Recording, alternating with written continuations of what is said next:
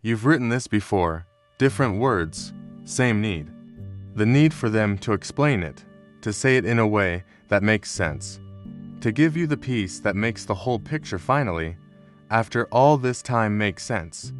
Maybe if they just told you why, here's the thing nobody says directly enough. They're not going to give it to you, not because they're cruel, not always. Sometimes they genuinely don't know. Sometimes they know and can't say it. Sometimes saying it would require them to account for things they've decided not to account for.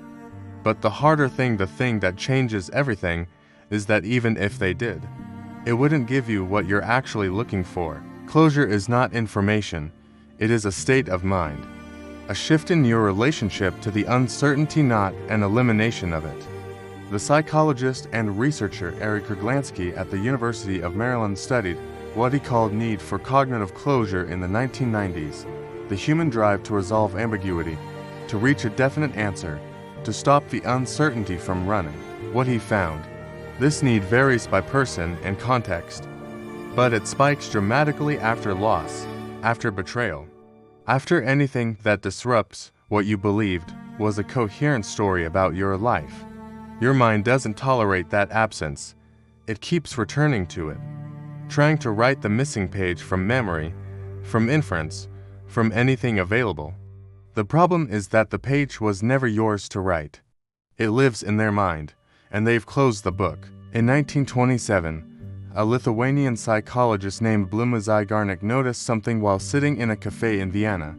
The waiters around her could recall the details of every order that was still being filled, table number, modifications, who had what. But once an order was complete, it vanished from their working memory almost immediately. She replicated this in the laboratory. Participants who were interrupted mid-task remembered the unfinished tasks at nearly double the rate of the completed ones. The brain treats incomplete things differently. It keeps them active, present, available, a process in the background that can be closed until the loop is resolved. Your mind is doing exactly this with every relationship that ended without resolution. It hasn't filed it, it hasn't archived it, it's holding it open, keeping it in the foreground, waiting for the information that would let it finally complete the sequence and release. Research by psychologist Roy Baumeister found that the pain of social rejection activates the same neural circuitry as physical pain. The anterior cingulate cortex, the region that processes hurt when you stub your toe, lights up identically when you're excluded, abandoned, or left without explanation. You're not dwelling because you're weak. You're dwelling because your brain has registered an injury, a real one, and it is doing what brains do with injuries. It keeps checking whether it's healed yet. And an open loop, by definition, doesn't heal. I know what you're thinking right now, but I haven't actually asked them directly. Maybe if I just had a real conversation. You've had versions of it. You said versions of what you needed to say.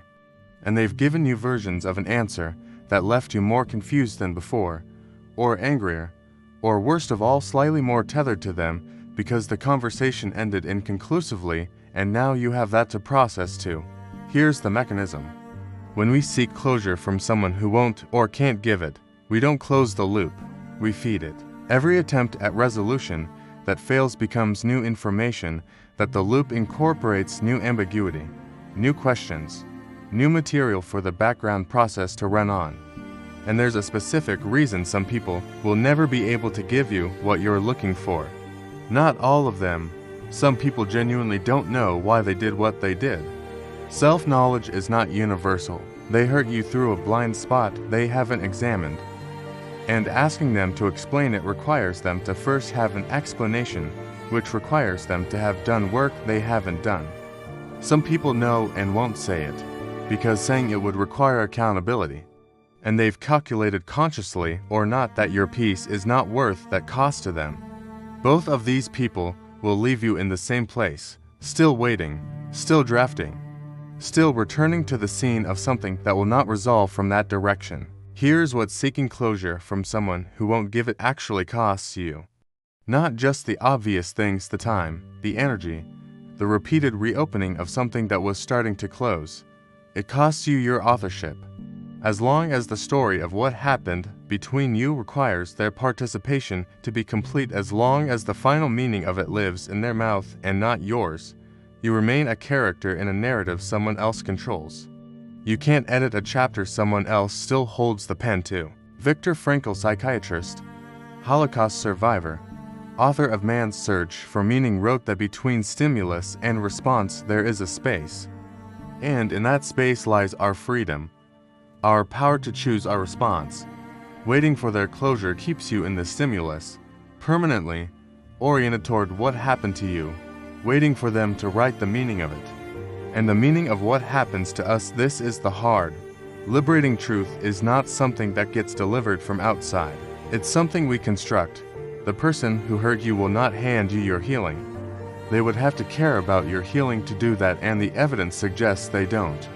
Or can't. Either way, the direction you're pointing in leads to more waiting. Here's what actually closes an open loop. Not information, not their explanation, not even a confrontation that goes the way you imagined it. What closes it is your meaning making, your account, your honest telling of what happened, not for them, not to them, for you. Research by psychologist James Pennebucker at the University of Texas found that people who wrote expressively about traumatic or unresolved experiences for as little as 15 to 20 minutes over several consecutive days showed measurable improvements in psychological well-being.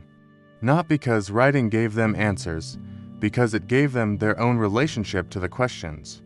The closure you're looking for from them is, at its core, permission. Permission to stop being confused. Permission to stop hurting. Permission to say, this is what happened. This is what it meant. I understand it now and I can release it. You can grant yourself that permission, not because you have all the answers, you won't. Not because the uncertainty disappears, it doesn't, fully, but because you can decide what the story means from where you're standing, with the information you have, and let that meaning be enough. The Stoic philosopher Epictetus put it plainly, you cannot control what others do or what they say or what they choose to account for. What you control is what you do with what happened. The practical start is this: write your own account of what happened, not to send, not to perform, just to have. Don't minimize it. Don't protect them in it. Write the true version, then sit with it. Let it settle into something that belongs to you rather than something you're waiting for them to complete. You're not waiting for them anymore. They're not going to give it to you. That's not a statement about your worth. It's not evidence that you didn't matter, or that what happened didn't count, or that you were wrong to need an explanation. You weren't. You needed what any human being needs after being hurt, without reason, acknowledgement, understanding. They can't or won't give it. And staying oriented towards someone who cannot give you what you need keeps you in a position that only deepens the wound. You can grieve without their participation. You can make meaning without their permission. You can close the loop not by resolving the unanswerable questions, but by choosing to stop needing them answered before you move. That's not giving up. That's taking your life back from someone who stopped deserving to hold it.